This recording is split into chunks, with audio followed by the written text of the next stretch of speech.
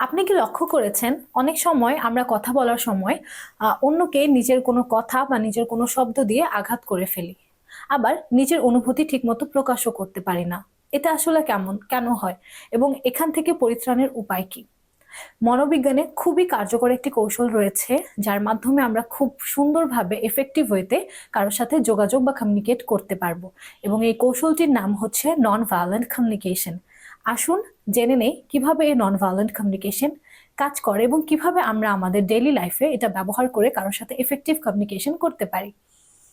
নন violent কমিউনিকেশনের প্রথম যে স্টেপ বা ধাপ সেটি হচ্ছে ঘটনার বর্ণনা দেওয়া।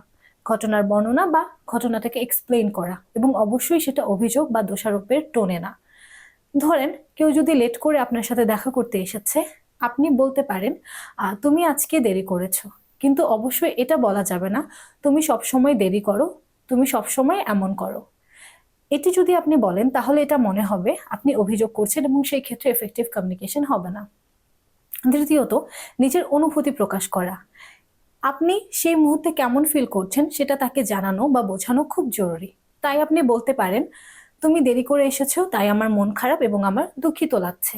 আপনি তাকে আপনার অনুভূতি বোঝাতে পারেন।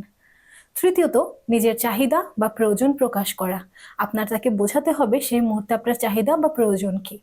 আপনি বলতে পারেন, আমরা দুইজনই সময়ের প্রতি সম্মান রাখবো, এবং সেই সাথে আমরা সময় মতো আসার চেষ্টা করব। এবং লাস্টলি, নিজের নিড রিকোয়েস্ট করা। আপনার যে নির্ধারিত নিড বা স্পেসিফিক নিড সেটা তার কাছে তুলে ধরা বা রিকোয়েস্ট করা। যেমন আপনি বলতে পারেন, আমি চাই তুমি এরপর থেকে সময় মতো আসো বা 5 মিনিট আগে আসো। অথবা আপনি বলতে পারেন, এরপর থেকে আমরা দুইজনই সময়ের আগে 5 মিনিট বা 10 মিনিট আগে পৌঁছে যাব। এই নন ভায়োলেন্ট কমিউনিকেশন আপনি যদি আপনার ডেইলি লাইফে ব্যবহার করেন, তাহলে আপনার কারোর সাথে যোগাযোগ করা খুবই সহজ হয়ে যাবে, এবং সেই ক্ষেত্রে আপনার সম্পর্ক শক্তিশালী হয়ে যাবে।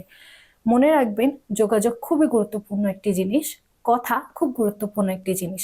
কথার কারণে অনেক কিছুই ঘটতে পারে। তাই যখন আমরা কারোর সাথে কমিউনিকেট করব, আমরা যদি এই ধাপগুলো অনুসরণ করি তাহলে খুব সহজেই কারোর সাথে সুন্দর সম্পর্ক বজায় রাখতে পারবো।